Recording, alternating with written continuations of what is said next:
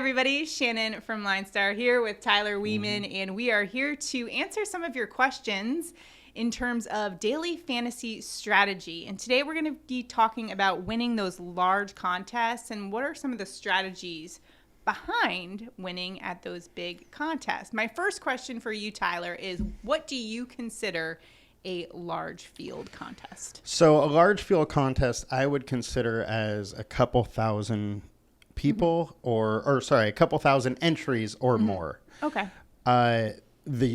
Obviously your strategy needs to change a little bit. Once we come to NFL, there's going to be contests with like 400,000 people. It's going to be a little harder to win that versus, a contest of 4,000 people. So whatever strategies you do have needs to be right for that contest. So exactly what you said. It's hard to win some of these large contests. Yes. So when you're looking at these contests, what strategies can you employ to give yourself the best chance to be successful? So if you are deciding to play in one certain contest for NFL for the whole season, figure out what contest that is and develop a macro strategy. So by that, I mean develop a strategy like maybe you just aren't going to play the game that is highest owned.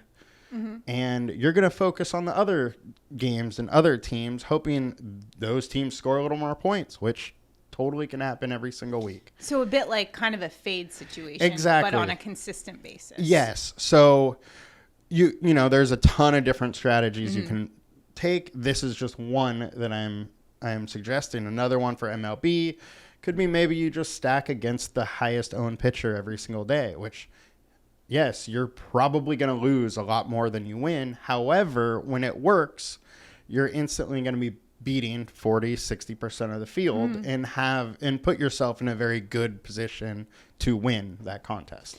I imagine with those strategies, a key is being consistent and not mixing it up. Totally. And that's why I say before you decide which contest you want to play, develop that macro strategy. And with that, try and think about if the bankroll that you have and you're playing with can last a long span of not winning, because it could happen if you're taking a risky strategy. Now, the risky ones can be a lot easier to win with because nobody's really doing it. Right. So when you do it right, it puts you at the top of the leaderboard. You mentioned bankroll allocation. How does that apply? You talked about it a little bit, but how important is that in terms of some of these contests and your overall macro strategy?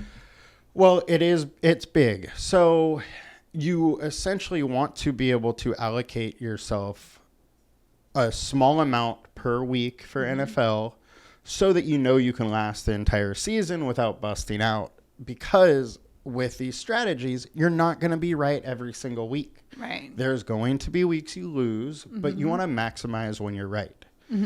So you really need to, before you start playing, be responsible and figure out how much you are willing to set aside for daily fantasy, and then kind of break that up for the duration of the season.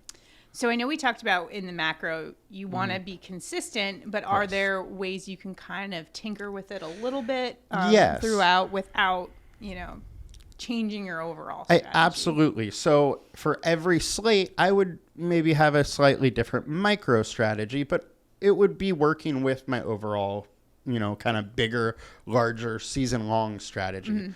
For instance, for baseball, say I am stacking against the highest owned pitcher, and that's my strategy, but there's it looks like it's going to be a day with a lot of scoring. Maybe I want to do a 5-3 stack instead of, only one team stack. Because, again, if there's a lot of scoring, if you get the right two teams right, you're probably going to move up the leaderboard quick. Now, when you're entering in these contests, are there anything you look for specifically in the contest that you're entering? How do you come about that decision in terms of some of these larger contests? Yeah. So for me, I will look at the highest owned players or teams and try and look at them to see where maybe the field isn't right. Okay. See if there is data or things that, I see in the overarching game that could make that team not succeed and not score as many points as expected.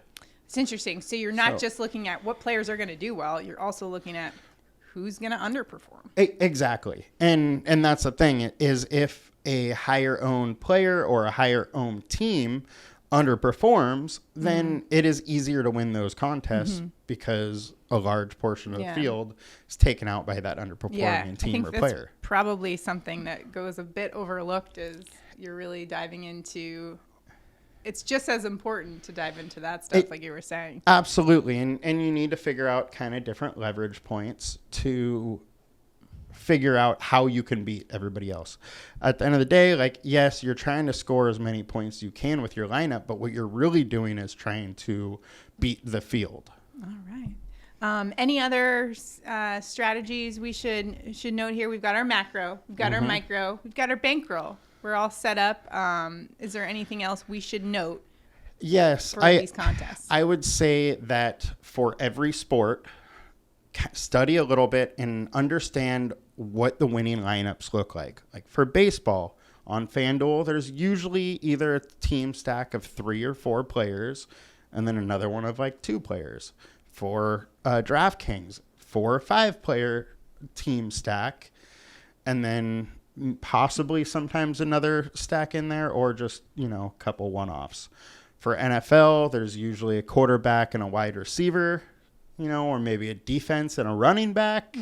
So just taking those different kind of correlation points is important into taking your overall lineup. And that's something that you can do on the LineStar app, which I think is really cool, is you can go back historically and look at the different trends and maybe see, okay, what was the lineup on this particular day and what worked? And like you mentioned, what was the winning lineup? What did that look like? What was the stacks? So, and we go over a lot of this stuff daily on the MLB On Deck podcast. We will be going over it during the pre-snap podcast for NFL.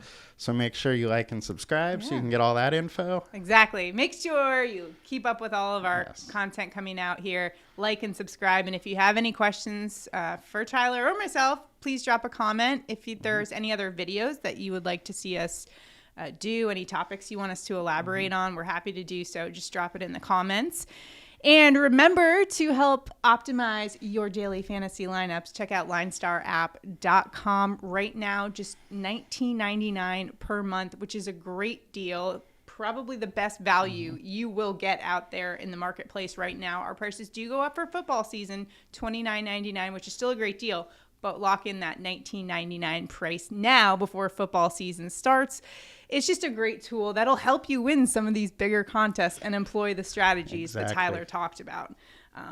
So let us know if you have any questions. Best of luck to you in daily fantasy. And again, like, subscribe, comment below, and we'll see you guys next time. Good luck. Bye, guys. Thanks.